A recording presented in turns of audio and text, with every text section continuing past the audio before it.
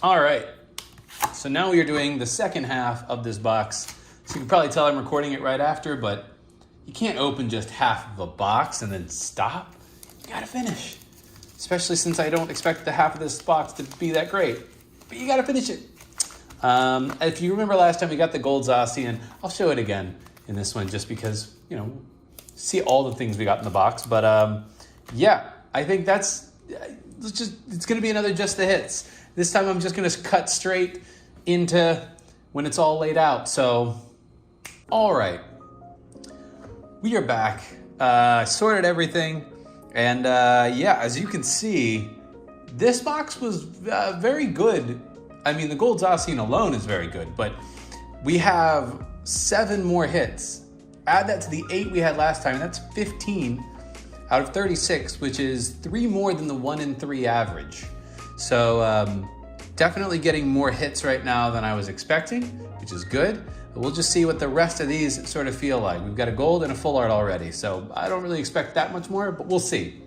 So yeah, let's just zoom in and get started on the regulars. So let's flip this guy over. We got a Galarian Rapidash. I think this one actually will start seeing more play, the Rapidash, when the new set comes out. I could be wrong, but I feel like Pokemon is really trying to make, and a reverse rare candy, nice.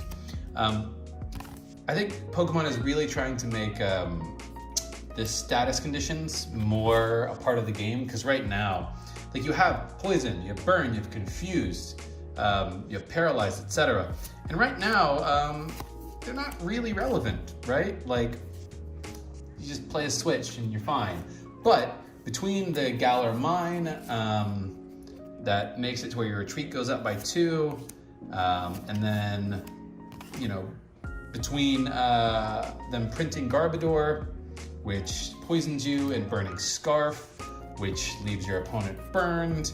I think they really are trying to think about ways to make status conditions relevant again. Sorry, I haven't been talking about these cards. These have not been great pulls. And so they print the Galarian Rapidash preemptively. Who knows if that'll really happen? I mean, like, Pokemon probably wants things to go certain ways, but that doesn't mean it actually will go that way. So it's a code for y'all. So, but that was my guess, is they printed that preemptively to say, hey, we're trying to make status conditions more of a thing. So that's the only card that I have pulled thus far out of these that I would even say warrants your attention. Another Mudsdale, a Lantern, reverse, and then another code card. The code cards warrant your attention. That's about it. Got a bad Rillaboom, the one that nobody likes. And then, hey, a reverse Minccino's not terrible. If you're playing Cinchinos in your deck, then that's some fancy bling for you right there. We got a Dreadnought, also working on a deck for Dreadnought. It's okay, it's rough right now.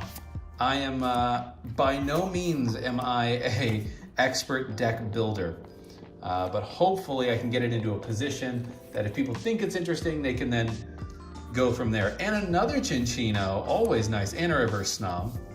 All right, like getting more Cinchinos though. Those are very playable. I just haven't pulled a lot of those as hollows, so. Okay, on to the hollows. What are these last 7 have for us in this box? Let's see here. We got a Wobbuffet.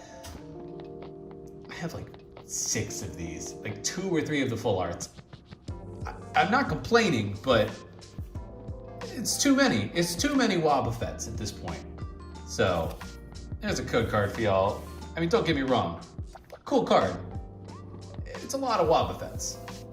All right, what do we got in this one? A Lapras V, okay. Card I was super excited about. I think it still has potential. It's just, it just struggles in the speed of the meta right now. Who knows if that is going to change when the new set comes out. Maybe Water Bucket really helps it. It's hard to say this early, but let's see what we got in the next one. We got a Rhyperior, okay. Don't think that will ever really be a thing. And an Energy Switch and a code card. All right, what does this one hold for us? A Zamazenta. So this is the first box I've opened, honestly, that has both a Zacian and a Zamazenta in the same box. And then a reverse Claydol, okay. But yeah, that is interesting. I've never gotten a box that had both. It's probably not that crazy, but for some reason I just have this idea in my mind that they try to theme them in some way. All right, what do we got in this one? Wow, a full art Zamazenta. I have pulled 2 of these now in like a couple of episodes, but we got a full art Zamazenta and a gold Zacian in one box. Okay, a reverse Palpad. Very nice. So that's our 2, they got 2 full arts. I'm starting to think that a lot of boxes have 2 full arts now. I mean, I like that, don't get me wrong. I have one already though. But it's a very nice looking card. Got ourselves the bad Cinderace. Okay, and then a Durant in reverse. All right, we have 1 pack left, everybody. Are you ready? Is there gonna be some last pack magic? What can we get? A Celebi. It's not last pack magic, but it's not bad either. And then a reverse Cloyster. All right. Side note on Zamazenta, one of those cards that the more I think about it, the less I think that card is gonna be good. Too much in the game can knock it out, and you can gust around it now with the boss's command.